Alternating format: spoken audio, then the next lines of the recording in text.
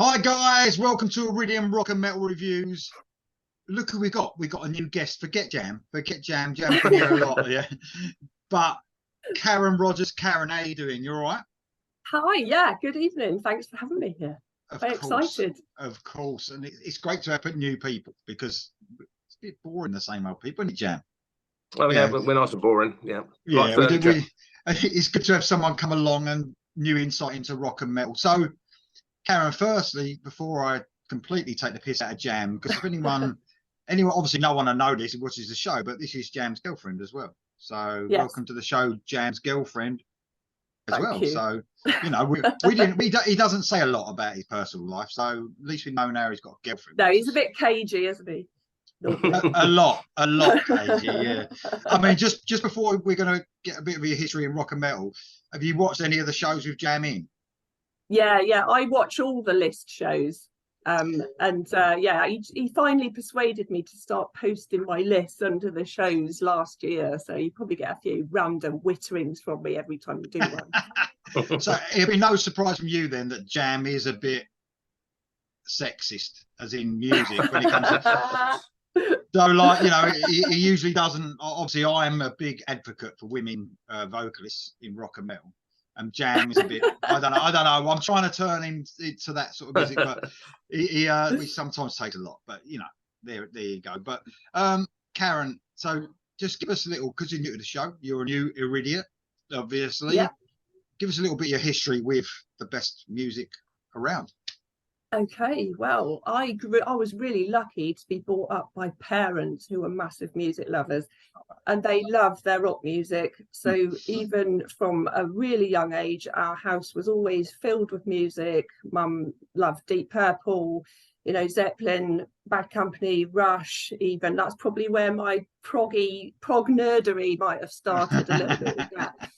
So that's the slight downside to me, I think, as I love all rock and metal music pretty much, from Pink Floyd to blues to metal, extreme metal even. But my main thing is my prog. But I've been told not to let the prog nerd out too much tonight, so I've kind of kept it quite broad. There might be a little bit of prog nerdery at points. People get a little bit worried when they come on the show. We have Dom sometimes sort of, he questions himself whether he should include certain songs, especially Darren, who comes on, he questions himself. But as you know, I mean, prog is, if you talk about prog rock, it's rock, isn't it? So, you know, as long as it's got that little bit of guitar in it and it's classed as rock, it doesn't matter. We don't want to obviously start talking about Rick Astley and you know you know, and shit like that. But there's nothing wrong with Rick Astley, obviously. But obviously, we want to, just as long as it goes in within the rock and metal. And to tell you the truth, there's loads of variety. Jam Boys brings loads of variety to his, and Dom does the same.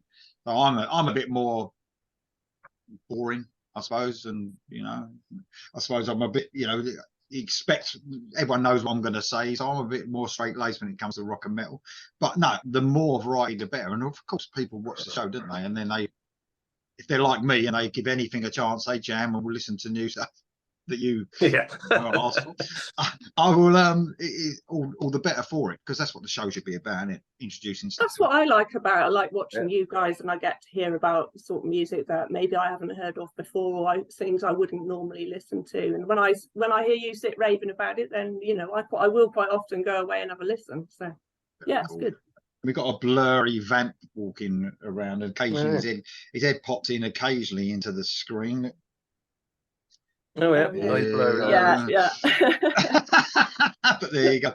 If he shags his blanket, no one will know, will they? So that's good. That's good. Right, okay. Excellent.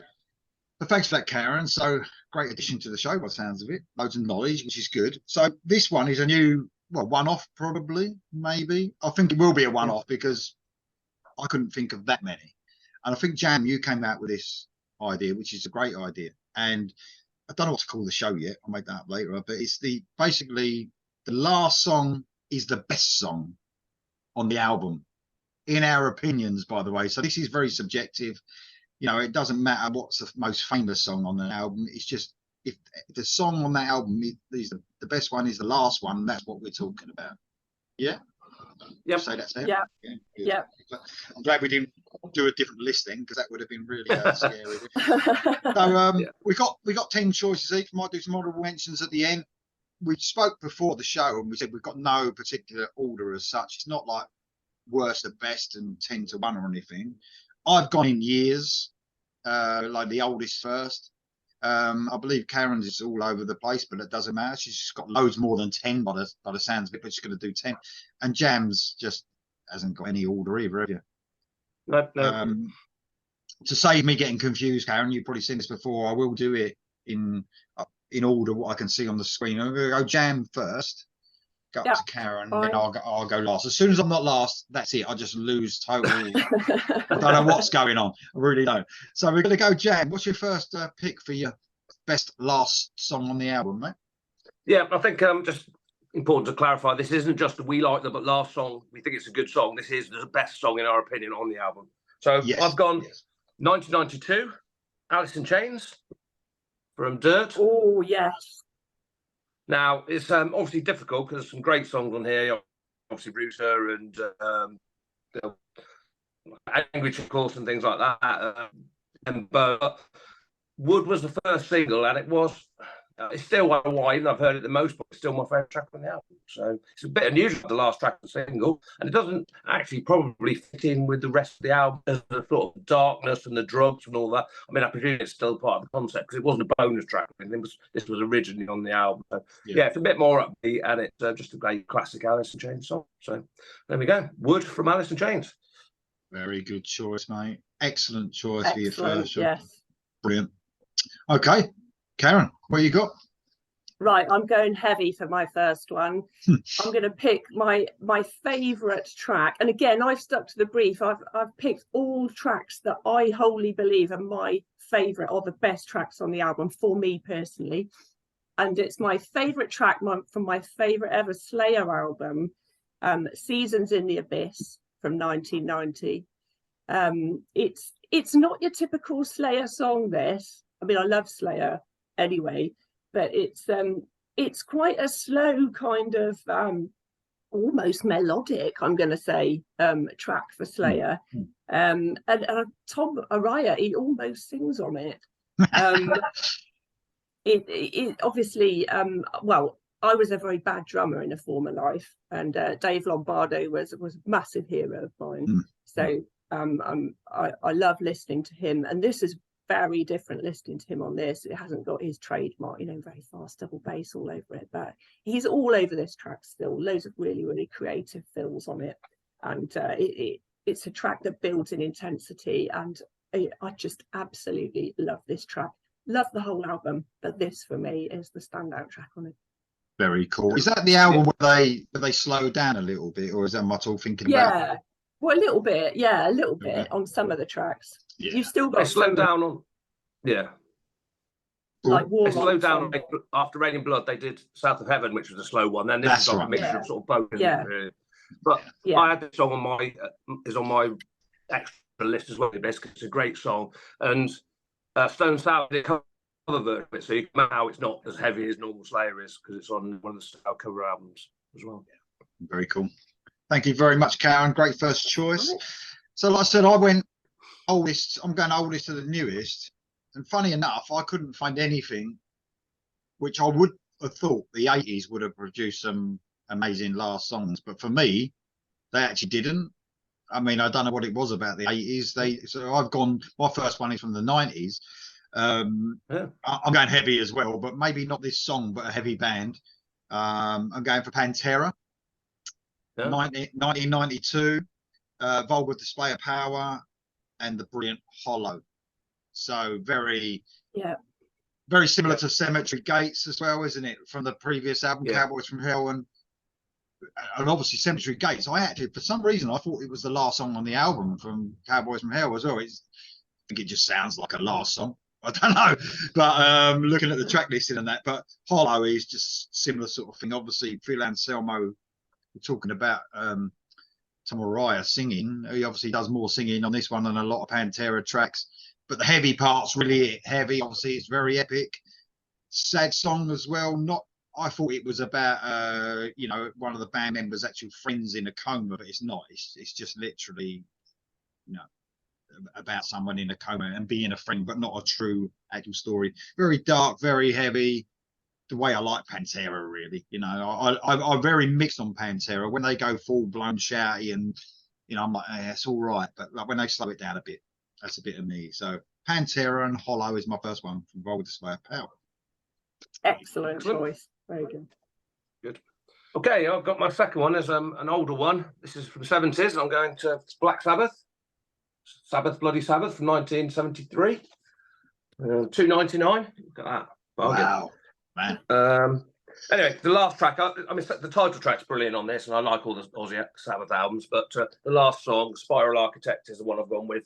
It's a bit of a strange one. It's almost got orchestral arrangements to it. It's just like a pretty catchy song. I don't know why I like it. It's a particular thing about, I don't know if they've ever played it live, to be honest, but certainly not when I've seen them. But yeah, it's just an upbeat, catchy song for the end of the album, really. I mean, obviously it's a bit bleak from the Bloody Sabbath, but no, I think maybe they played it on the radio quite a lot or something. It might have been a single. I'm not sure if maybe it was a second single. I don't know, but I have heard it a lot. And yeah, Spiral Architect come out to me straight away. I thought, oh, no, that's the best song on the album. So I've gone with that. Bit of Ozzy Osbourne, Sabbath. I know that's a bit of a favourite. I hear that the song mentioned a lot when it comes to favourite Sabbath songs, but yeah, I've got to go with the title track on the album. That is just good as well. Yeah. Oh, yeah. But no, great choice, mate. Thank you very much. Karen, what's your second choice? Right, I'm going for one of my big guns then now. One of my favourite bands in the world ever is, of course, Opeth. And I'm going for the title track of one of the most important prog metal albums ever recorded. I would go as far as to say it's Blackwater Park, obviously from 2001. It's one of my top 10 all-time albums, and it's 11-minute epic. This is my favourite track on the album. It just sums up everything I love about Opeth, really. It's full of contrasts. You've got, you know, intricate acoustic music 1 minute, and then heavy with the death metal vocals the next. And I mean, the musicianship on it is just off the scale. And the production, of course, done by Stephen Wilson on this album, it is absolutely stunning. So that is my number one track from Opus Blackwater Park. It's one of my favourite albums ever. So it sounds like you like that album and song quite a bit there. I love that album. And, I was driving home from work the other day, and I was playing the album, and I got round the corner. It was literally 2 minutes from home, and that track came on, and I literally had to park up and listen to it, but I couldn't go home. I'd turn it off halfway through. I love it that much. Go on, Jam. So I was going to say, I thought that she might pick that one, and I said I thought about it, but actually my favourite track is Drapery Falls on that album, so I couldn't go with that legitimately. So there you go. Yeah, we obviously Jam talks a lot about Opeth, as you know, Karen, on the show. So very cool that you got that in as well. Thank you very much. Well, my number two ain't gonna be talking about my number two very long, because Jam's already chosen it on his first choice. This was Alice in Chains. Okay. And Wood. Yeah, I mean, I was thinking exactly the same lines as you as well, mate. It's very different. It's almost feels like a bonus track. It's like, yeah, exactly, yeah. The feel of the album, like you said, I believe I remember seeing back on Headbangers Ball, I think it was, Alice in Chains were on there being interviewed and asking if Dirt was a concept album, and it sort of is. I think it's from Rooster right through to the song before. Is it Angry Chair? I think Angry Chair is the second to last song. Down in a Hole is the second to last, but Angry Chair's third to last. So there you go. Yeah, so I think it's almost a concept album. It's sort of half of it is. So the first few songs ain't, and then it's almost about someone going to war and then getting into drugs when they get home and all that. But you're right, it's almost like that's an add-on to the album. And I love the whole album, by the way. It's one of the best albums ever recorded. Yeah. But that song is, it's weird. It's a standout. The album's so good, but it doesn't fit. But it is my favourite song as well, and it's just so good. And obviously, Cantrell and Lane Staley sharing vocals sounds amazing. Loved the video back then as well. I used to watch it non-stop, that video. It's almost just bits and pieces of people on the streets and stuff like that, and the band. Lane stayed with his beard like it was just, I think he might have had it all beaded and stuff. It's superb, absolutely superb. But love that song. Have you ever heard the Opeth cover of that, Lee? Opeth done a fantastic cover of Wood. No, I haven't. I've heard a few people try and cover it. I think I heard, did I hear James Hetfield with Alice in Chains doing it, and then I heard, I think I might have heard Corey Taylor do it as well with maybe with Stone Sour. But I haven't heard that one, but I will give it a listen because one of the best songs ever, isn't it? And well, I mean, it's quite ain't easy to sing either. Ain't easy to sing that song. Lane Staley. Oh, Phil Anselmo, I saw do it with Alice in Chains. Okay. He done a really good job as well, considering he's not.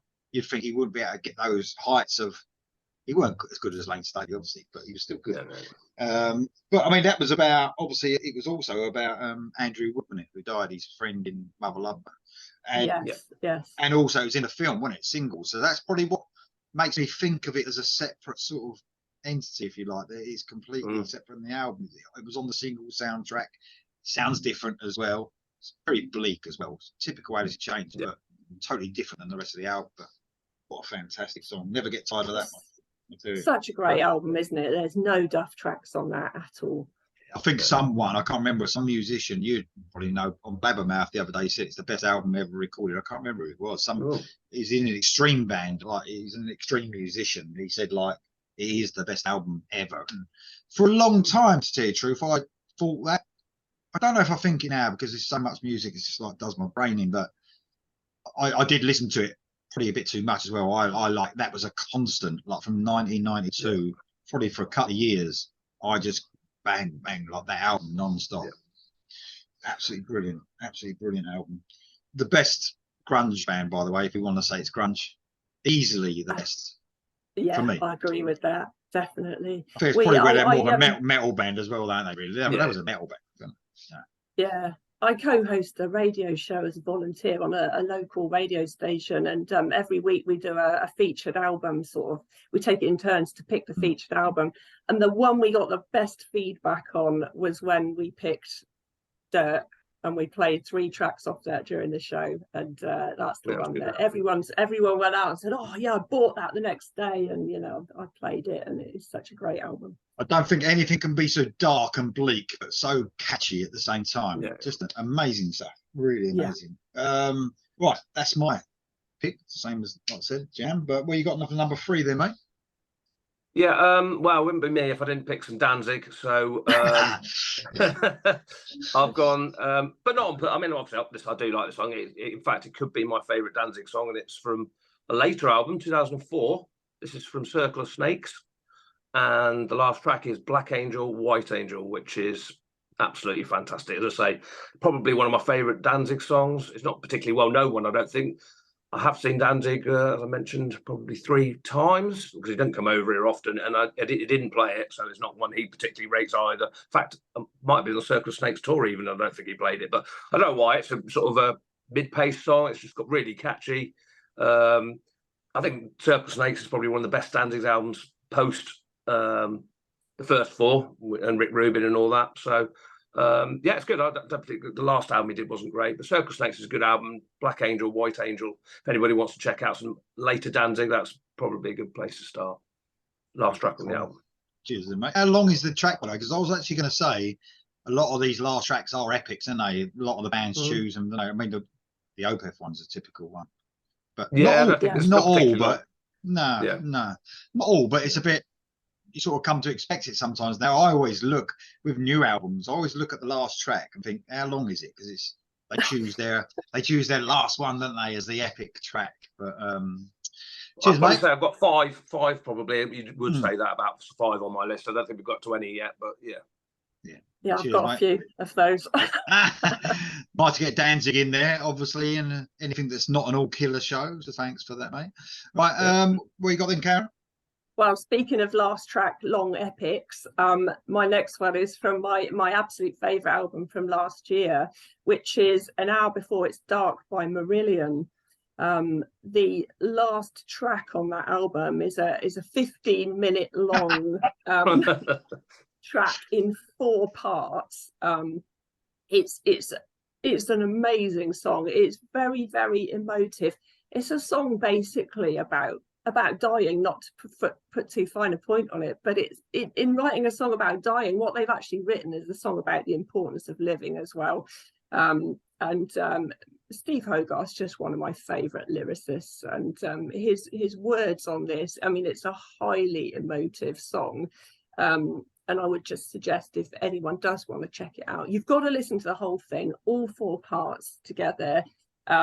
And if you're a healthcare professional and you want to check this out, have your tissues ready at the end. That's all I'm going to say. The first time I heard this, I was actually driving on to work to a shift, and I'm a nurse, by the way.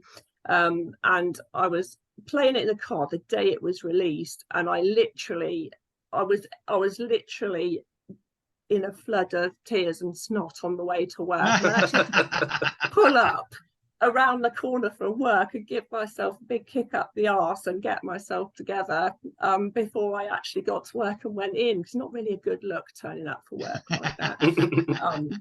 So I'm going to say this is not just one of my tracks of last year, but this is going to be one of my tracks of the decade. I can confidently say already, in 3 years in. Fantastic. And look, as you know, Karen and Jam knows, big advocate for new music. You know, even though Marillion are obviously an older band, but I think it's you know what I mean. The music we get now, some of it, a lot of it's throwaway as well. Don't get me wrong, but some of it is just as good as we've ever had. So this is one of the best albums of Marillion's collective career, I think. And I think a lot of fans would agree with this. I mean, I'm a bit biased because if I'm pushed, they are my favourite band ever. So I am probably a little bit biased, but amongst the Marillion fan community, a lot of people say this is their best album for many years. very cool. Love it when older bands come and bring their best music now. It's absolutely amazing. So Thanks for Care that. by Marillion, check it out. Yep. Thank you, Karen. Right, I'm going heavy again. So obviously we're up to. Oh, by the way, last year was obviously 1992. That was the down one. Down, sorry, that was. Oh, see, I've already given it away. Me new one. It's down. Oh, fuck. Right. So anyway, sorry, Dirt was 1992. So Down brought their debut album out in 1995. NOLA, which stands for New Orleans, Louisiana. Okay, in case anyone doesn't know. I didn't know that until a few years after the series. Yeah. So the debut album, and I was blown away by this because I'm a big Southern rock fan as well, and obviously they've got in Down. It's not rock, all right, it's metal, but they've got that Southern side to them, which I love. That sort of, you know, they're brilliant at it. Probably the best metal band at it I know. And this song's called "Bury Me in Smoke," and it's just fucking amazing, really. If you haven't heard it, I would suggest as well you maybe listen to the actual one on the album, then go and watch it at Donington, a download of whatever it was back then. It was probably Donington, Nonsense, I can't remember, but they played it there. I think they've been there a few times, but you see Phil Anselmo had quite a bit of hair then, and it was like longish. But the way he rolls the crowd up, he like fucking, he's a bit of a nutcase, isn't he? But they start the song off, and it's a brilliant intro. It's like so heavy, and then he like just stops the song, and he says, "Right, you fucking lot better fucking start jumping around." And he literally says, "I'll fight every fucking single one of you," you know, like that. And then they start the song again, and the fucking crowd goes fucking apeshit, and all it's brilliant to watch. Old hair stand on the back of the neck. It's like, fuck yeah. It's about 7 minutes long. Some of the best and heaviest riffs come off this album in general. Do you know what I mean? There's some real heavy riffs on this. And when they get in that groove, like groove metal, they've got like a bit like Pantera, and they mix that Southern bit. It's fucking amazing. So yeah, 7 minutes of like riff heavy. Anselmo sounds amazing. I prefer Anselmo I prefer Down than I do Pantera, to see it true. But just an amazing band. Love them. Bury Me in Smoke. It's so fucking epic and heavy. It's brilliant. There you go. I'm going to go looking for that video later on. I've just written it down. It's amazing. If you go on YouTube and see it, you'll know which one it is because they're walking. It follows them walking in on like backstage onto the onto the stage. I don't think they've got that bit in it, but it's not the first song they played because Hanson was a bit sweaty by then. Yeah. But the way they get the crowd going, I'm looking at every fucking one of you, and it's fucking brilliant. It's fucking excellent. There you go. Down and Bury Me in Smoke. Amazing stuff. Right, okay. Very good. What you got in, Jack? Okay, well, ironically, as we're talking about the long songs being big and epic, I've actually got the shortest song on the album from an album of long songs. So that's the irony. There you go. But it's from my favourite Metallica album, And Justice for All. Oh, yes. And I love this album. I love every song. I love all the progginess. I don't care. There's no bass on it. I've talked about it many times. Not everyone's favourite, but the last track is the fastest and heaviest track on the album. It's absolutely brilliant. It's called Dyers Eve. I'd so love them to play it. They have played it occasionally, very occasionally, maybe 3 or 4 times. Never play it. They didn't play it at Donington this year either. Even though they did 2 full sets, didn't play it. There's your chance. That's your chance, isn't it? That would have been their fucking chance. Exactly. Yeah. I mean, what the fuck? Yeah. I think they only played Blackened. I think they did one and did Blackened. I think that was about it from And Justice for All. But anyway, Dyers Eve's a brilliant one. It's all about obviously James Hetfield's relationship with his parents and a lot of angst in there, and probably maybe the first time you heard James Hetfield talk about these sort of things. Perhaps we didn't know it at the time, but obviously he's had issues and stuff later on. But it's one of them ones that's really, really hard to sing, and I've heard it so many times. I'm not going to sing it for you now, but you can almost get the words, the lyrics to it. But yeah, it's really, really hard to sing. Don would have sung it if he knew. He would have done, He could sing. That's a great choice, mate. I mean, I hear again. It's one of them songs you hear a lot of fans. You know, if they talk about Injustice for All, that's the song that a lot of people say on that. Yeah, brilliant stuff. I wasn't impressed with that album when it came out, to tell you the truth. I'd spent years with like Master of Puppets. When that came out, I was like, what the fuck is going on here? Yeah. Oh, wait, let's wait for the bass to come in. And all I hear is that drum. And I was like, and then I thought, what the fuck's happened? But over the years, I've come to really appreciate that album, especially after some of the shit me too. they brought out later. Yeah, great choice, mate. Great choice. Karen, what's your 4th one? Right, this might be slightly controversial because I know all of us here are big fans of this band, but I'm going to go with the last track from the first Alter Bridge album, which the last track is The End Is Here. Yeah, that's a good song. That's a good song. And from the minute I heard that album, again, it's another album where there are no mediocre tracks on there. It's really difficult to pick, but from the very first time I heard it, I love that very, Zeppelin-esque intro, and the way it builds up into that kind of crescendo at the end. And remember seeing them on their first UK tour on that album at the Mean Fiddler in London. Wow. Which is obviously no longer there. And it is still, I think, one of the best gigs I've been to. They just absolutely blew me away. Fantastic. Love that album. I especially love that track. I mean, I went to see him at the Royal Albert Hall and probably said that about 10 times. One of my favourite gigs ever. But when they played that, because they hadn't played it for a long time, I don't think, it blew me away. And the funniest story as well is that my brother introduced me to Alter Bridge, and he gave me a CD. He obviously copied it or downloaded it from the internet, being naughty, as people are. He said, have a listen to this. This is Alter Bridge. But the tracks were around the wrong way. Okay. So I thought, until I actually managed to get the album, the end is Here was the first song. So it was always the first song to me, and then I listened to it for a long time thinking it was the opening track, and it wasn't. But it also really does sound like an opening track because you've got the quiet bit at the beginning. So it sounds like the perfect intro to an album. Yeah. I love that song, and it's still true thinking about it. And I haven't got any Alter Bridge on my list, to tell you the truth, but I would, if I went through the album, that could be my favourite song. It could. I'm not 100% sure.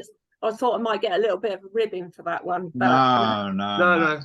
So epic as well. So epic. Song. Great track. I did think about that, but I thought, I don't know if I could put it above it In Loving Memory, so I couldn't. That is another great song as well. Anyway, it's a hard one. It's such an album full of brilliant tracks. It's a hard one. And the second track on the album, the really uplifting one as well. What's the title of it? Is it Open Your Eyes? Is that close to the? Is it the actual album? track One Day Remains? Actually, is it? Yeah, quite a heavy like, one, that, isn't it? Always, yeah. And So, you know, that's a brilliant. great song to listen to when you're having a bad day as well. So yeah, it's really difficult to pick from that album. But what a classic album! What a classic album! Yeah. Thank you very much, Karen. So I'm going with my number 4 is a band. Well, it's a singer that I talk about a lot, Jam. But who do you reckon it might be? I think it's got to be Journey. Yeah, we've got Yawny. So Jorn Londe is just one of the best vocalists around. I always think of him as a new vocalist, but man, he's been doing it for like 20 odd years now. Do you know what I mean? It's like he's no longer one of the new vocalists, but I always, when you talk about old brilliant metal vocalists, you always think of Dio and that, didn't you? And people like that older generation, if you like. But I always, for some reason, I still think of him as he's probably about 50 odd years old now, maybe 60, I reckon. But in 2003, he did an album, the debut album from a band called Master Plan. Nothing to do with fucking Oasis, by the way. All right, get that out of the way. And he teamed up with some guys that were in Halloween for a while. So they created this, they call it power metal. I don't know so much. You know, for me, it's just metal. It's not got that happy sort of side to it. Yeah. One of the most brilliant albums I've ever heard. Excellent. And obviously Jorn Londe is singing, which makes it even better. So they end the album on a ballad called When Love Comes Close. And he just brings on his Coverdale in this. He's like, I always say Jorn Londe is like a mix between Coverdale and Dio.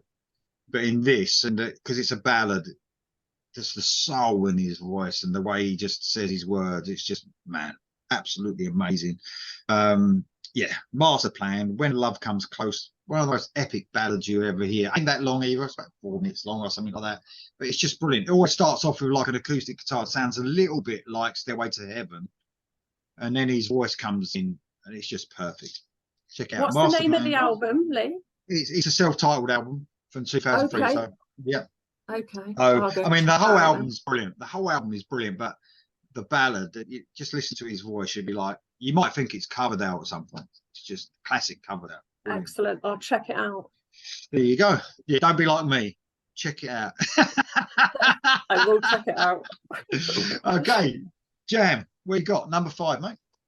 Okay, I've got another typical Jam band, and it's the Ramones. So not very epic at all, but no. This is from 1989's Brain Drain, which is the album that's got some great songs on it. Pet Sematary is on this one, and it's got I Can't Believe in Miracles, Don't Believe in Miracles, or whatever it's called. Anyway, the last track is not very seasonal, but it's Merry Christmas. I Don't Want to Fight Tonight. Excellent. And it's just brilliant. I mean, I played at your house when I'm haven't I? Not in Christmas time, and it's just one of those songs I like all year round. It's probably my favourite Christmas rock songs as well, and it's just a bit of fun. Ramones are great. They do some wittier things, you know, that sort of thing. And it's some of the later Ramones albums perhaps not as good as the early punk stuff, but no, I do like most of their stuff. And Merry Christmas, I Don't Want to Fight Tonight is worth checking out, especially at Christmas time. I've been wanted to do a Christmas list, but nobody likes any Christmas tunes apart from me. So I was going to say, Jam's been going on about doing a Christmas. Not an all killer, but maybe our favourite Christmas songs. But you know, I've not come up with any. So you know, Jam. There aren't many. There aren't many I could pick, I don't think. Although Jam did manage to play that song at my house about 2 weeks ago. Good. Although, yeah, I did play that on my radio show. That I actually did my show on Christmas Day, because it just happened to fall on the right day, and we did put that one in there. You did. I remember hearing it. Yeah. Very cool. Cheers, Jam. Had to get Ramones in as well. I love that. Got to get Ramones in, yeah. All right, Karen, what you got? Well, I'm going back to the 70s actually for this one. Speaking of great vocalists, I'm going to go to 1973 with the Last Free album, Heartbreaker.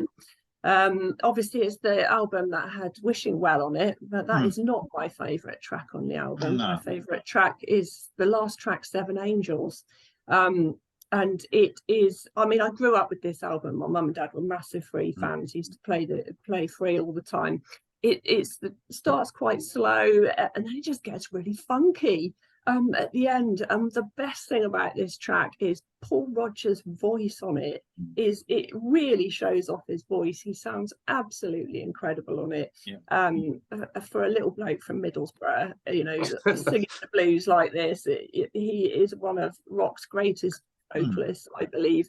I've seen him so many times over the years, including at his solo gigs, and he still sounds incredible. I saw him only a few years ago, and his voice is so well preserved compared to perhaps some of his peers. But I love that track. It's also Paul Kossoff's playing a bit on it, and by that time I think Paul Kossoff was quite unwell, and he doesn't appear on the whole album. He doesn't play on every track, but that's one of the ones he does play on. So yeah, 7 Angels by 3.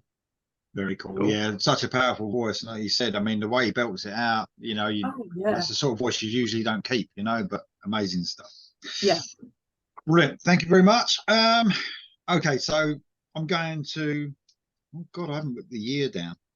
No, oh well, I haven't got the year down. But no, never mind. But it ain't that long ago because it's Ice Turf, right? But it's their last album they brought out, which was Incorruptible. Dom would love to be here on there because he always takes the piss when I talk about Ice Turf because of the situation, obviously. But they ended this album. I mean, I'm so gutted. I really am. Whatever happened, I just want more. I really got into Ice Turf at a later stage, and I wanted to hear more and more and more. I was really getting excited about a new album. Obviously, it probably ain't gonna happen now, but Incorruptible was the album. Mark Lowe has actually spoken about this track. It's one of his favourite Ice Turf tracks, and it is mine as well. So it's a song called Clear the Way, in brackets, December the 13th, 1862. They always sing about history and stuff like that, especially when it comes to the American Civil War, as you can imagine. So this is 9 minutes and 30 seconds long. It's just a charging track. It's about the Irish brigade. So when the Irish moved to America to try and get away from stuff over in Ireland, they went there and then got caught up in all the wars and the Civil War, and they had to end up fighting each other and stuff like that. And it's like it's 1862, December the 13th was the biggest battle, and loads of Irish people lost their lives in America. And it's just really like galloping and triumphant, and there's war noises and everything. They're brilliant at that Ice Turf, at the whole history stuff. A bit like Maiden, you know, the way they go against history and stuff like that. It's brilliant. So yeah, it's a tribute to the Irish Brigade. It's epic. It's absolutely amazing. There's like some bagpipe stuff at the beginning, and you can hear some water. It just puts you in that scene. They're so good at that.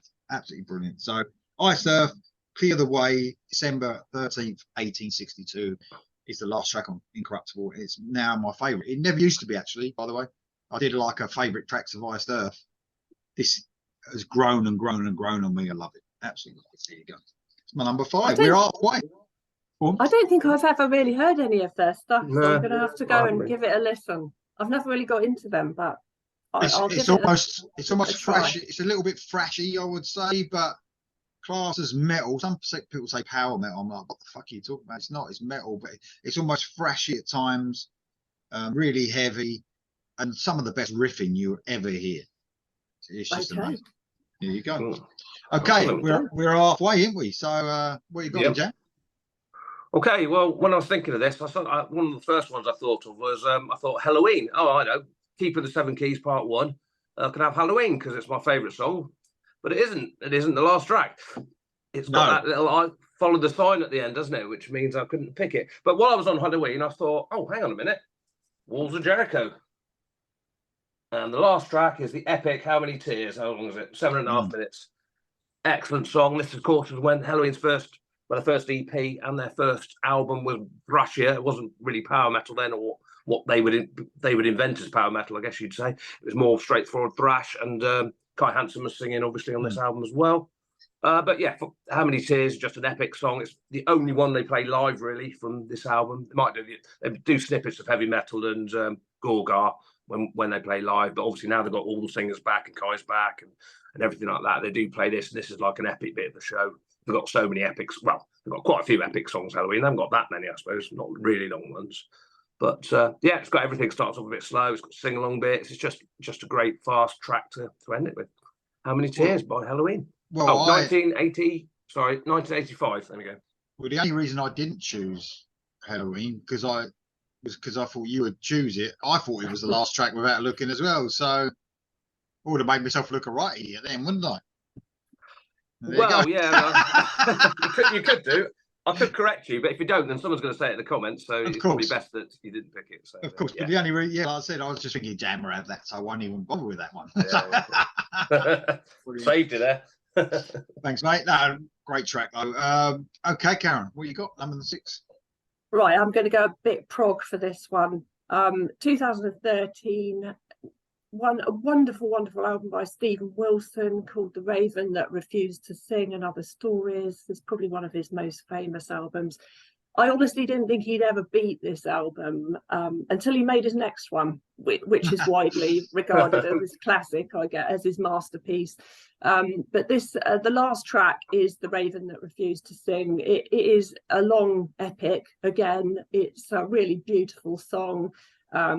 The whole album, all the tracks are sort of based around some ghost stories that Stephen Wilson had written before he made the album, and all of them sort of represents a ghost story. And this one's about an old man who's kind of getting to the end of his life, and he was very close to his sister, and he thinks the raven that comes to his garden and it is a manifestation of his sister. And it's a really fantastic imaginative album. This song is absolutely beautiful, and I can't wait to see what he does next. Really, new album I believe is coming out in September called The Harmony Codex. He's such a musical chameleon. It does something different with every album. He really is, I think, a bit of a genius. So I'm really looking forward to the next one. So yeah, The Raven That Refused to Sing by Stephen Wilson. Cool. Well, it's cool hearing you talk about. I've never heard Stephen Wilson. You know what I mean? And obviously, Jammer tell you I'm not the biggest prog fan, but I do like a little bit now and again. It's usually just a touch of it, but I was just thinking as you're saying that, and how in depth and how you feel about the song. But you know that on the radio they're going to play things about shaking your ass, didn't you? That's all. Yeah, you're never going to hear this on the radio. But you think about all the work these artists put in, you know what I mean, and what it means to fans, and then you turn on the radio, which I don't turn on the radio, by the way. But if it's ever on in the background, it's just fucking drivel. That's about awful. Yeah. Fucking shit. I mean, I was watching some interviews with Stephen Wilson sort of up when he made this album, and he's saying still up until this point he never really made any money out of the albums that he made. All the work that went into them. He probably is now because he's very high profile now. I mean, they even got Alan Parsons in to engineer this album. You know, it's a man who worked on Dark Side of the Moon and a whole host of other things. It's got a really nice vintage sound to it as well. The amount of money it must have cost to make that album, and to not even make it back. It's fantastic. No one makes any money out of music, especially now. No, it's ridiculous. No. Thank you very much, Karen. Actually, brilliant to hear you talking about that. Okay, so my number 6, I'm going to a band that I do talk about a lot and I promote a lot, which I sort of feel like they're a new band, but they've been going a lot of years now. It's a band called Eclipse. They're a Swedish band, melodic hard rock band. I've seen them live as well. Absolutely brilliant. Eric Martinson is the genius behind Eclipse. He's the singer, guitarist, producer. Amazing guy, songwriter, obviously. So they brought out maybe their best album in 2017 called Monumentum, the 7th album. Just love this album. And they are one of the bands, actually, as I was looking at Eclipse, they last songs, they're just fucking brilliant. You know, there's 3 other songs on other albums that are the best song on the album, but this is the best song on the best album, probably. It's called Black Rain. It's known as their like epic song, if you like. It's only about 5.5 minutes long, but I think they're one of them bands that, they hit you with 3.5, 4-minute songs, and they're all brilliant. But Black Rain is like their heaviest song. It's absolutely amazing. It's just epic and heavy. probably a bit different than other stuff they've done, but it does feel like their epic masterpiece, if you like. It's amazing. It's absolutely amazing. Black Rain off Monumentum. If you like a bit of melodic hard rock, it's fucking amazing. There you go. New album out this year as well. There you go. Written that one down as well. You've got to let me know what you think of all these songs and let me know the truth. We will. We will. Yeah. Okay. Right, Jan. What you got? Okay, I'm going back in time to 1974 when I was born, in fact. And this is a debut album, and this is from Kiss. Oh yes. The debut album, classic. I mean, the songs on here. I mean, Strutter, I love. You know, Cold Gin's on here, isn't it? Love Theme from Kiss. Can't remember what the other ones are. But of course, one of the highlights of it, and the last song is Black Diamond, which is absolutely classic Kiss. One of the last highlights of the live show, they always play. It's probably the heaviest track on there, actually. It's pretty heavy for 74 Kiss. And they've got the big outro bit where they slow it right down and they get the guitars going. And it's just, I think they play it before they go off for their encore, usually. And then obviously they come on to Rock and Roll All Night or something like that. But yeah, it's always a big part of the show. In fact, they probably play about 4 or 5 tracks of the first album, even to this day, don't they?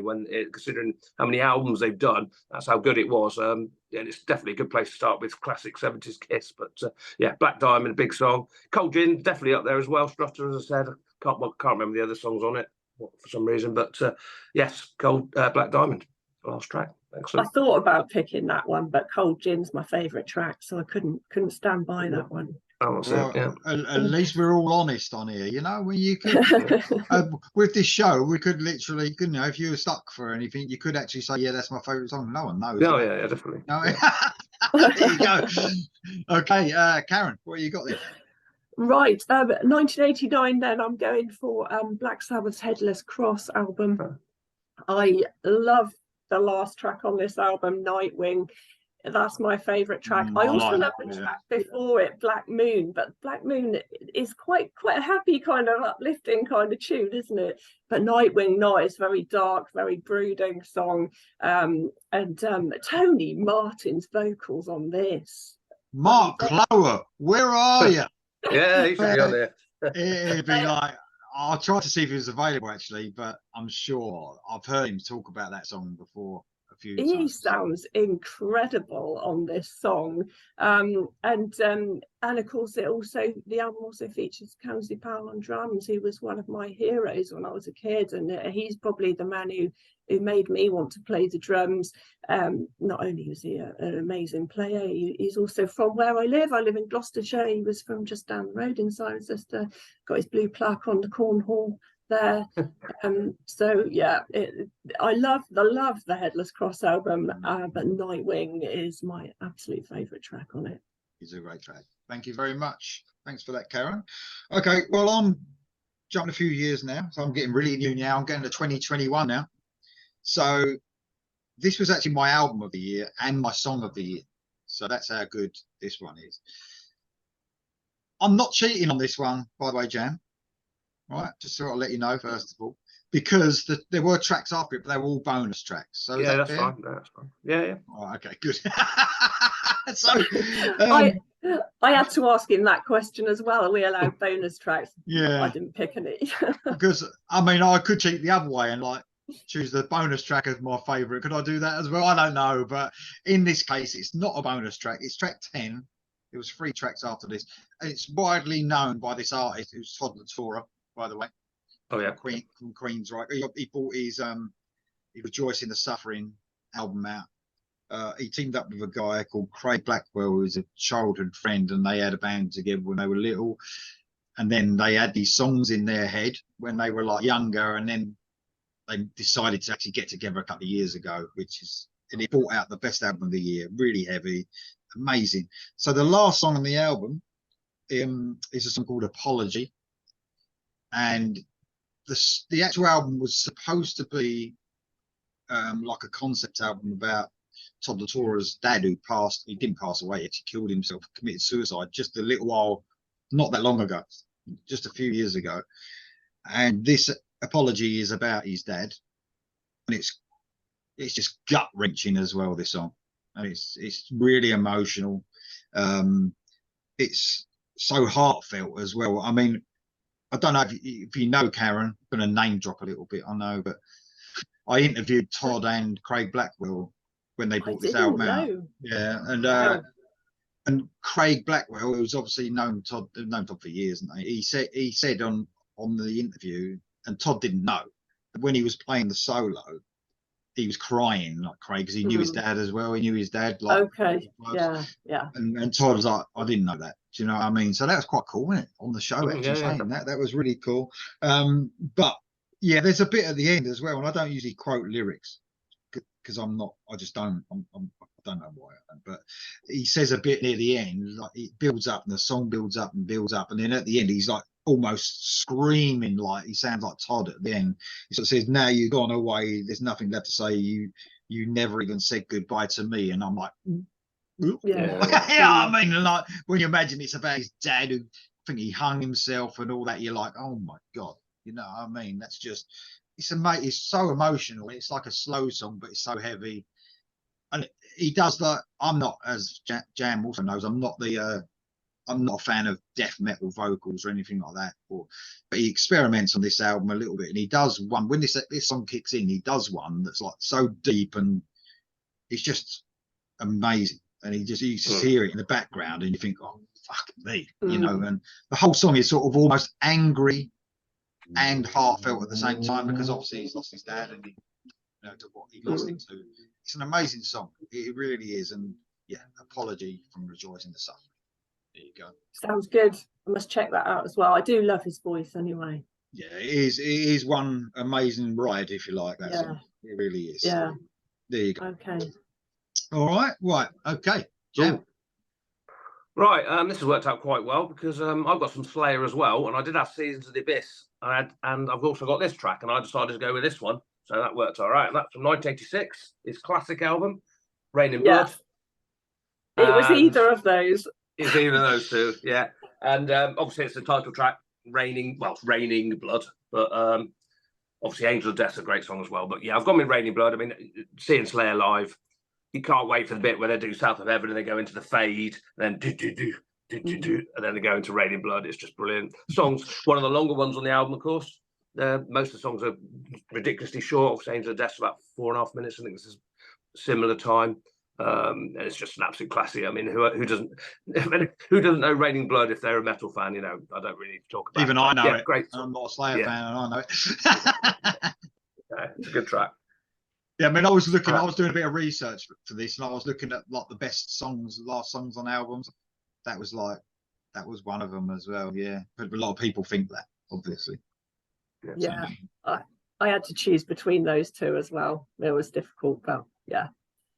I thought I thought you might go with the one I picked. I knew we'd both pick one, but I didn't know which one it was going to be. Yes.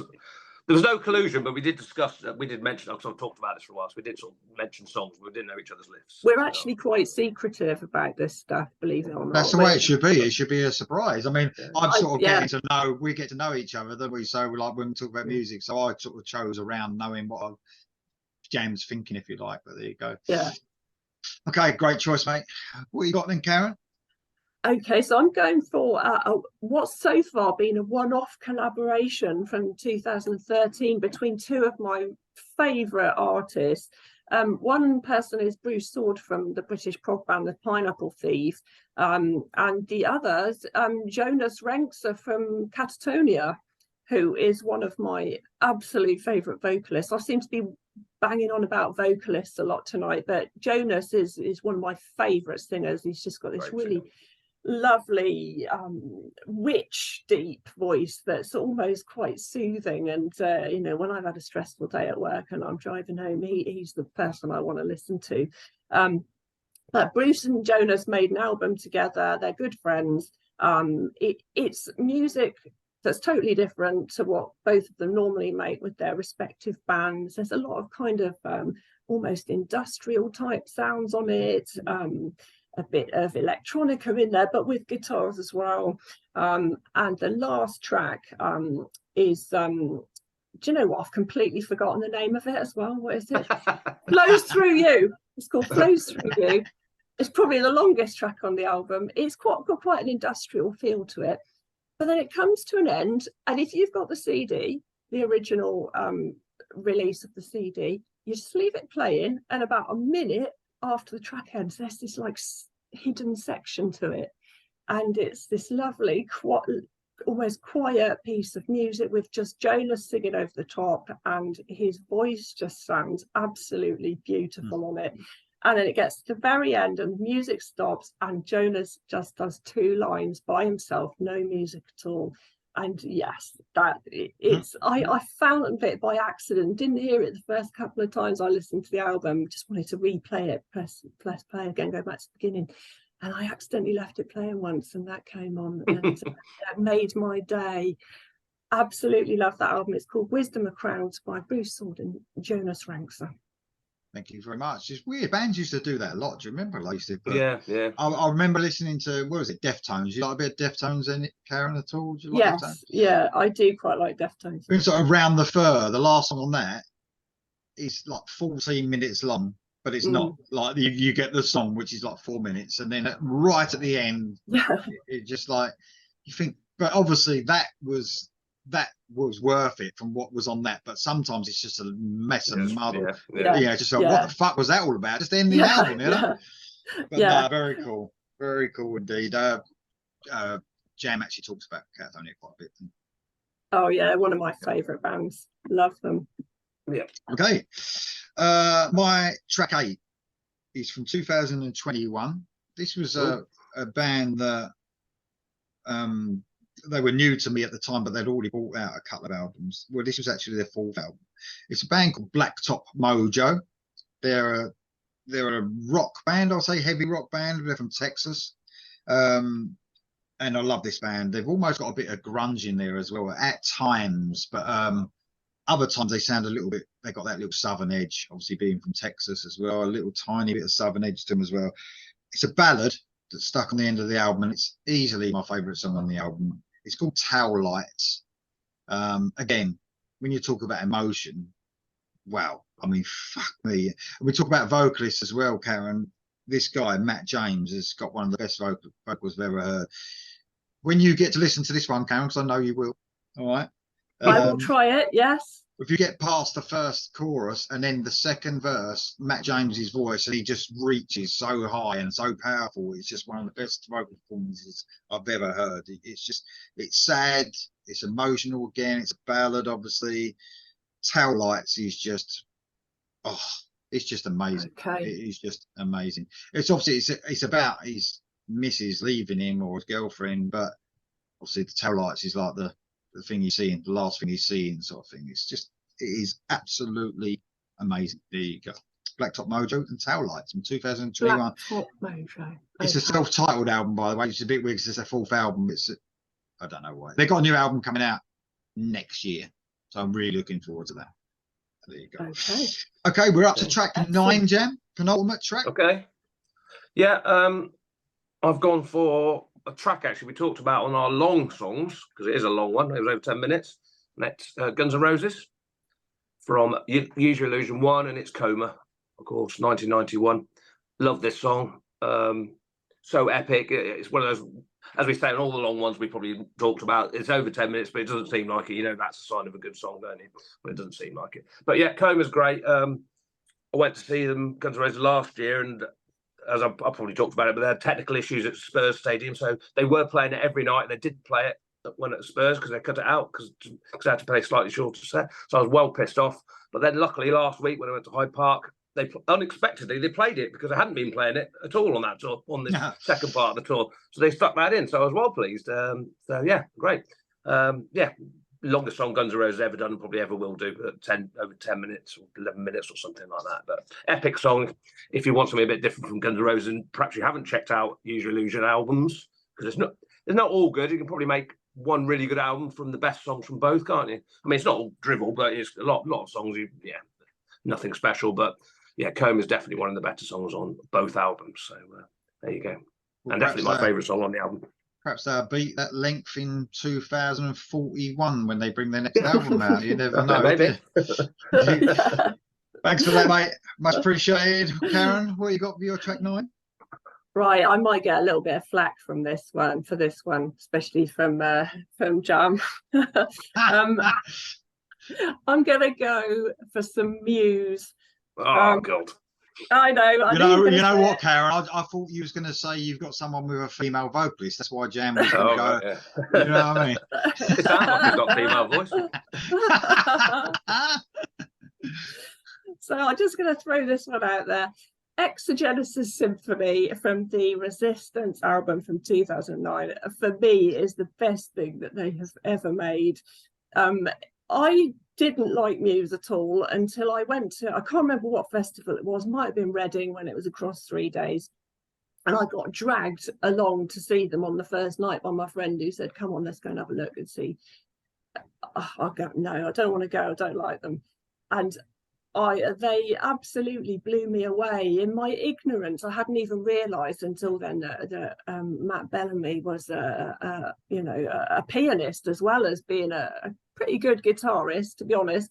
1 minute he's shredding away on the guitar, and the next he was playing Rachmaninoff on the piano.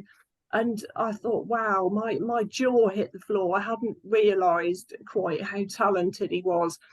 And the Exogenesis Symphony, Matt's playing piano all over it. I mean, check out the piano intro to Exogenesis Symphony Part 2. It is absolutely stunning. It is one incredible musician. So I don't like everything they've ever made, but I will happily play Exogenesis Symphony on repeat over and over. It is absolutely a fantastic piece of music. So I picked part 3 because that's technically the last track on the album, but all the parts of that are really brilliant. Very cool. I mean, they're one of the few bands that made it down my way, actually, in Cornwall. They played here, what, 4 weeks ago? Yeah. They've played Eden a couple of times, haven't they? I think they played at Plymouth Argyle this time, I think. Oh, okay. Right. But I mean, yeah, my missus likes Muse, but I don't think she's heard all of their stuff. I think when they first started, she quite liked them. She didn't drag me to it though. But I'm being dragged to Foo Fighters though. Yeah. Right, so Where are you going? Are you going to Birmingham? No, going to London, yeah. Only because it's easier with sleeping and stuff like that. But, Yeah. you know. But no, yeah, I'm going to London, the Saturday night one. So there you go. Well, Muse are from the southwest, aren't they? They're from Teignmouth, I think. I don't know. Yeah, they're a southwest band. But like a heavy Radiohead, aren't they, Jam? Did you say? I don't know. I say I don't like him. Don't like his voice. Don't like the songs. Okay, well, fair enough. Seems shaking his head when you was choosing that one, Karen. Yeah, I knew you would. Okay, well, I'm going for probably a bit of an unknown one. I'm not sure. There will be some people that know this band, but it's from this year. So I've got my last 2 are from this year, which is very cool. There's a Greek band that started, the early 90s called Marauder. Heard of them. I haven't heard of any of their other stuff apart from this album. So they brought out an album called Metal Construction 7. It is their 7th album. So they've had big gaps, I think, in their career and gone away and come back. They've got a vocalist. He's one of my favourite vocalists, actually, at the moment. He's in another band called Spitfire. His name is, it's a Greek name. Tassos Krokodilos is his name. Right. He sings across... he sings across a few projects, and he's got like a mixture of, he actually sings in also a Manowar tribute band, so he's got to have a good vocal for that. And he sounds like he's got a bit of a tone, like a bit like Hetfield as well. So you can hear his tone sometimes. It sounds a bit like Hetfield. You could mistake him sometimes, but obviously he can reach some heights that Hetfield can't as well. Not that there's anything wrong with Hetfield's voice, by the way. But yeah, this was a brilliant heavy metal. It's a heavy metal album that came out this year. On this song, it's called Father. It's the last song. It's the longest song. It's 9 minutes and 9 seconds long. Again, you could say it's a ballad, I suppose. It's very emotional at times. It's got acoustic guitar in it. Then it gets heavy. Then there's a fast bit at the end, which maybe takes it out of the ballad part, because epic songs need to have a fast bit as well, don't they, near the end? Then it goes back into the state. It's absolutely amazing. It is. And the vocal performance on here from this guy, man. I speak to him quite regular, you know, like back and forth on Messenger, and he really humble guy, you know, and it's one of those talents that should be, you know, you should be seeing him at Download or another festival like Headline, and you think I hope it happens, but you know, you just think probably won't. It's a bit of a shame sometimes. But brilliant. Marauder and Father, excellent track. There we go. Writing that down, Karen. Right, see that? Right, okay. I have. We're on to the last track. Jam, what Okay. you got there, mate? Okay, I'm going with 1989 Whitesnake from Slip of the Tongue, and this is Sailing Ships. Now, before anybody puts in the comments, because it was reissued, this album, 30th anniversary, and they changed the track order, and it was track 7, so it definitely was last track originally. So that's fine. But Sailing Ships, yeah, I mean, we're talking about epic songs. That's what this is. You could say, is it a ballad? I don't know. It starts off obviously very soft, but then it goes into heavy at the end. So it's just a classic Whitesnake song. I probably haven't heard it until, I don't think I ever listened to Slip of the Tongue at the time when it came out. Probably moved on to heavier things by 89 after, well, I was into thrash, I expect, by then, Slayer and Metallica and all that. But haven't heard it afterwards. Then, yeah, listen to the album. Yeah, Sailing Ships is a classic. Whitesnake song, and probably could be one of my favorites actually. But yeah, if people haven't heard it, modern Whitesnake, I like you. I do like the bluesy stuff actually. The original Whitesnake band from the 70s. Yeah. I do like them probably more. I do like 1987, but it's been, yeah, I've heard it too much. And I do, the new stuff's okay, but this was the one with Steve Vai on, wasn't it? I think this album. Yeah. So yeah, Sailing Ships is a classic, epic Whitesnake, because the Whitesnake, I suppose, don't do many long songs. I mean, no. Still of the Night's pretty long, isn't it? But 6 minutes or something. This is I think this is about 7 minutes. So yeah, great song, Sailing Ships. I mean, that's a great song. Yeah, I agree. I think, like, you know, what really made me love the old, I'm a bit like you, Jam, with the, I think I said to you before, like the pre-White 87 album, definitely pre-87, but like jaw-dropping vocals from Covered Out at that point. And there is definitely a difference on the 87 album and onwards. He still had a great voice, but before that, no one could touch him in that bluesy vocal. Yeah. Amazing stuff. Just amazing. Okay, thank you very much, Jam, for your last one. Great list, by the way. We're going to get on, maybe do a few honorable mentions in a sec. What you got in your last one then, Karen? I'm going to go for the Fused album by Tony Iommi and Glenn Hughes. It's not my favourite album they made together. I actually like the previous one better overall. But the last track on Fused is a track called I Go Insane.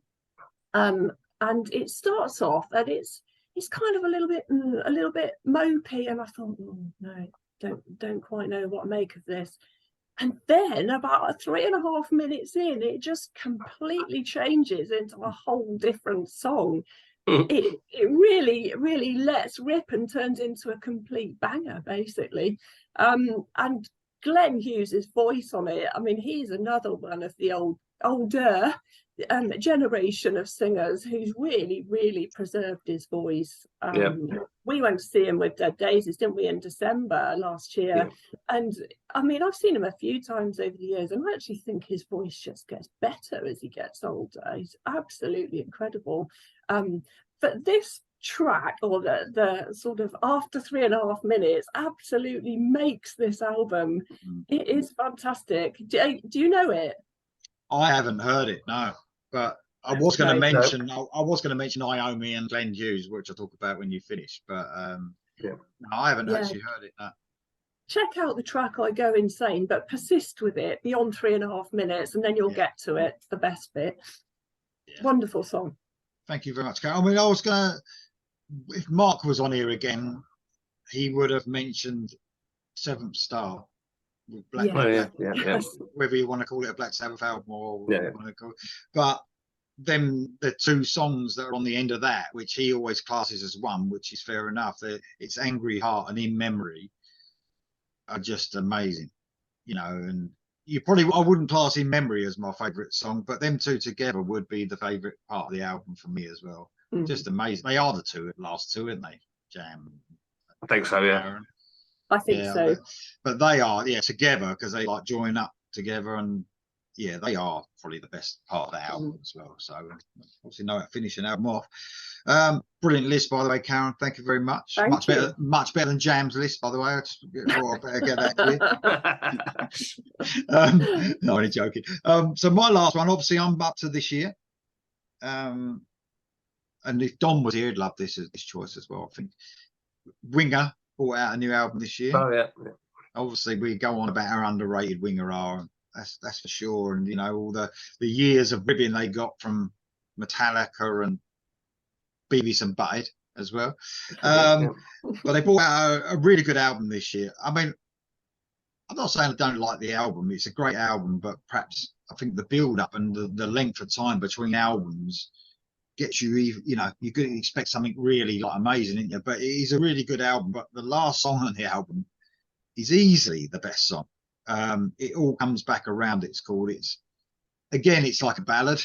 Sorry about that, but it's 7.5 minutes, and it's an epic track, and it's almost like and Jam, you might like this because it almost has a feel of Alter Bridge as well. Okay. This song, especially the beginning of it, is almost like you'd think you was listening to a new Alter Bridge song. It's just amazing. And then there's two just outstanding solos by Red Beach, who's one of the best guitarists out there.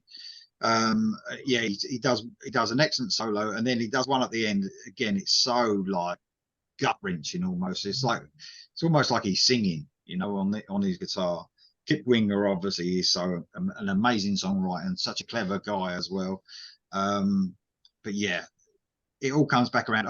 You talk about prog, actually, Karen. I mean, I actually wish there was a bit more prog on this album. It was a little bit more straightforward than I thought it was going to be. And Winger they sort of shut the critics up by being quite clever at songwriting. And I think the proggy parts that they do, like, have made the critics turn to them and say, you know what, this is a fucking great band. And they almost left the prog out of this album a little bit, which, you know, I was looking forward to some of that. But this song is almost like a proggy 7.5 minute ballad. It's absolutely amazing. So Winger, it all comes back around. Very cool. Got to check that out, guys. And it was a single. Definitely. It was like, because it was released as a single. That's what I like now. Bands, it doesn't really fucking matter because of the way music is now. Radio stations, didn't they, and record companies, like, you got to release something that's 3 minutes long, you know. Now it's like, fuck it, I'm going to release my 7.5 minute ballad. I don't give a fuck, you know. I love that. So that's really cool. That's my list, guys. Excellent. There's a lot to check out there. Yeah, there is. Okay, so we're going to go around the houses for really quick honourables. Do you want to go first, Jam, if you've got any? Yeah, I think we're also going to mention Iron Maiden at the end, aren't we? Because obviously they've got a lot of. We definitely are going to mention Iron Maiden. We're definitely mention Iron Maiden for sure. So I'll skip that. So very quickly, got Stone Temple Pilots from their self-titled album. I think they've done 2 self-titled. This is the one from 2010. The track's called Maver. Really great song on there. Dire Straits, Brothers in Arms. Title track is amazing. Last track. Linkin Park from Meteora, Numb. Definitely best track on there for me. Megadeth, So Far So Good To What. I had Hooky Mouth, although in my darkest hour it's probably 50-50 which one's my favourite, but Hooky Mouth's brilliant. Metallica from Hardwired, Spit Out the Bone, probably the best track on there for me. 9 Inch Nails, Pretty Hate Machine, Ring Finger is a great song if you like 9 Inch Nails. Open with Blackwater Park we talked about, but possibly not my song. This is one I thought you might have, Operation Mindcrime, Eyes of a Stranger. I did think about it, but it's not my favourite track. So I think that could literally be overplaying for me, that one. Yeah, maybe. Love the album, but it's not my favourite track, so I couldn't pick it. I think The Mission might be my favourite on there. I love that track too. Awesome track. Yeah. Just 2 more. Slipknot from We Are Not Your Kind, Solway Firth, which I think was the first single. That's a great track on there. Track 14, I believe. Jesus, a lot of tracks on there. And then the last one is UFO from Lights Out and Love to Love, which is an epic classic song, which I nearly put in my first list. So there you go. Thanks, mate. Some great ones there. Karen, you got any honourables? Yeah, I had Love to Love on mine as well. I've got 3 prog tracks that I'm just going to mention. Coda by the Polish band Riverside from Shrine of New Generation Slaves album. One of my absolute favourite bands, the Pineapple Thief. I've touched on them already, but a track called We Love You from the Little Man album. And from this year, actually, the track by the French band Clone, that's Clone with a K. It's the title track from their Meanwhile album, which is a really majestic, wonderful tune. So those are my honourable mentions. Excellent. We are going to get on to Maiden, but I'll just quickly do my quick one. So I didn't actually write the album titles down here, so I've got to try and remember. So I did mention Eclipse already, didn't I? Black Rain. So they done another two that were amazing. They did After the End of the World, which I think is from Bleed and Scream. I'm sure it is. They also did Dead Inside, which was 2 years ago's album, which it just escapes me now. I can't remember what it was called, but it was an amazing album anyway. And Dead Inside is a bonus track. So this is where I'm cheating a little bit. So it was a bonus track, but it was the best song on the album by far, which is just weird. Lonely Is the Word by Sabbath. Love that. I think it's the best track on the album, on Heaven and Hell, obviously. Y&T with Winds of Change from Black Tiger. Love Y&T. Always go on about Y&T as well. There's a couple of Saint, which is like a Christian metal band, called Heaven Fell, of the Heaven Fell album last year. Dante's Inferno from Ice Earth. That's a 13.5-minute epic track. World Comes Crashing Down, which is from a band called Seventh Crystal, another Swedish band, which are an amazing band. It's almost, that was a bonus track as well. So it's a bit weird, isn't it? These bonus tracks, how they're so good sometimes. It's a bit strange. Yeah. But no. And the last one, I didn't know whether to choose this because it is I don't know. When Karen was mentioning her track from Marillion, it's a bit similar to that, but it's actually broken up into 3 tracks. And it's actually like, if you're playing it on the CD or whatever, it will say separate tracks. They're all separate. Right. Okay. They're all separate, but they are literally, it's the Gettysburg, which you've spoken about, the Ice Earth Gettysburg. It's like 20 odd minutes long. It's like a couple of days of battle. Again, it's to do with like the Civil War. But if you want to check out that as well, Karen, it's it's on 20 minutes. It's on an album called The Glorious Burden. Okay. And it's Gettysburg 1863. I think that's what it's called. And it's actually had the CD had side to itself because it was 21 minutes long. And it's 3 separate tracks, but it is literally in one. You could class it as one, but I didn't want to cheat totally. But it's got Ripper Owens singing on, he only sang on 2 albums of theirs, and he's brilliant on that. But yeah, check out The Glorious Burden. It's on the list. You could say it's one track. You could definitely say that, but I didn't want to totally cheat. You know, right, let's talk about Maiden quickly then, because we were speaking before the show, I think, and we said, me and Jam, we were saying, I don't know if Karen feels the same, but yeah, Karen said actually as well that we also almost didn't choose the tracks because we thought we was all going to have some of them tracks. I mean, I've got one that I was definitely going to choose. It's actually my favourite Iron Maiden song I've ever written. What do you reckon it is? What do you reckon? How about the name? Who? Oh no, Rhyme the Ancient Mariner. Rhyme the Ancient Mariner. Yes. So I didn't hear you say that. Hello Be the Name is obviously another one, but yeah, I mean, Rhyme the Ancient Mariner. Wow. I mean, they were like the first band to really metal band to do that long track, weren't they? What an amazing song that is. So galloping, typical Maiden, just amazing. And like you said, Jam, they brought out a lot of tracks and they that are great at the ends of the album. So we sort of left them out, thinking everyone would choose them. What else have you got? Hello Be Thy Name be another one, wouldn't it? Yeah, that would have been my choice. Alexander the Great, of course. Let's just start playing. And you know what? I'm thinking about that album now, and that's probably my favourite song off the album as well. Fear of the Dark is another classic one, of course. Last track on the album. Of a very well, I don't like the album at all, but that's okay. I don't even like the song that much, but it's the best of whatever. I really like Mother Russia. I've talked about this before. No Breath to Die, and a great song from a poor album. And Empire of the Clouds, I really like from Book of Souls. That is my favourite track. I know it's not a very popular choice, but I actually like that song. That's their longest song, I think, isn't it? 20 minutes. Yeah, it's a long song. What was it? I was just thinking of something when you was talking. Then I was thinking, you know, a lot of people would choose To Tame a Land, but I think that album's so fucking brilliant that maybe you can't just because it's so good. You know, Revelations would probably, for me, would beat that, and maybe a couple of other songs on that album. But yeah, that's another brilliant last song though, isn't it? To Tame a Land, just amazing song. About you, Karen, you said Hallowed Be Thy Name. Yeah, Hallowed Be My Name would be my choice, but Rhyme of the Ancient Mariner as well, and Alexander the Great. See, we all love Iron Maiden so much, none of us picked them. We sometimes do that, don't we? It just seems too obvious. I think we sometimes feel too obvious sometimes, but yeah, they are great at writing epic last songs. There's no doubt about that. Absolutely brilliant. I mean, if you talk about epic songs, I mean, it's just one long epic song now, and they don't do short anymore. So No, not really. Yes, Senjutsu was quite proggy, actually, wasn't it? Was it? I mean, a It's lot good, of actually. Iron Maiden music is actually quite proggy, but yeah, Senjutsu. Is it proggy though, Karen, or is it just repetitive? I think it strays into progressive territory, actually. When you, every weekend, anyone who follows Prog Magazine on Facebook, they have a "What are you listening to?" Thread every weekend morning, and when there are a lot of people mention Iron Maiden on those threads, and Senjutsu, when that came out, that was mentioned all the time. Lots of people really liked it. Yeah, I don't know what it is. I like the album, like the last one when it came out, but I quickly didn't. You know, I'm not saying I hate it, but I literally can't. I just find that they fuck around too much, getting to a point. You know, you like have 3 minutes of like nothingness and an acoustic guitar and Bruce like saying something or singing something, and then I just think, you know, just not so long. It just becomes a bit too much. It's got, if it's long, it's got to be interesting, isn't it? Yeah. I like it, but I probably preferred Book of Songs, I think, actually. Well, I've been listening to it recently because obviously I've been to the Future Past tour and I've forgotten how good it actually was. So I've been listening quite recently.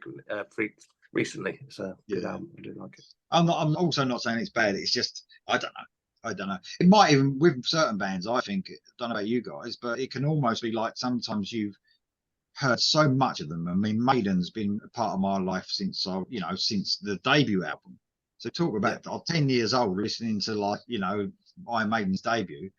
It could even be that I've heard so much of it. I don't know. I mean, if Senjutsu came out in 1986 or whatever, maybe it would have blown my mind and it would have been my favorite album. It's almost sometimes you might have too much of a band, you know. I think I got a bit like that with Water Bridge. I'd listen to them constantly, you know, and it almost like became, I don't know, is it as good as the last album? Perhaps it was, but it's just me. I don't know.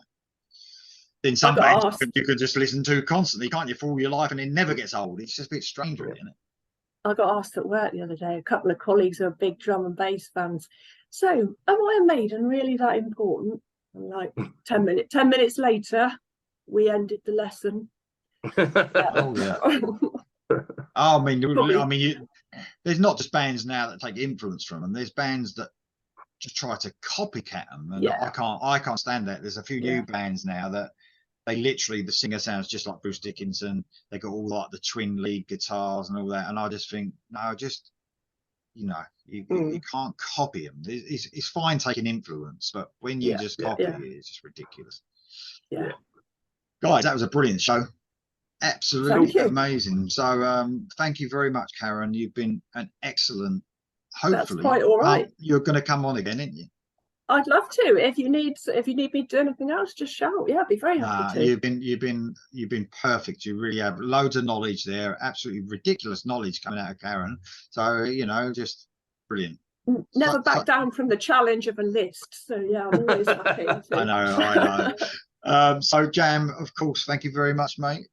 That's amazing you being here. Have you noticed though, Karen, you didn't choose any female singers? Did you notice? I didn't actually. Nor did I, though. I quite like a lot of female singers. But same. I know the same. I keep sending stuff to Jam all the time, like, check out this singer, and he's like, oh no. Anyway, thank you very much. Obviously, everyone join in. Let us know, and remember, anyone who watches this video, remember it's not just a great song, like Jam said at the beginning. It's the best song, in your opinion, on the album. It's the best song on the album. That's the rules. Got to stick to the rules, ain't you, Jam? You've got to stick to the rules. Exactly. Right, thanks guys for watching, and it's been great having you two on. I'll see you soon. Thank you. Thanks. Cheers.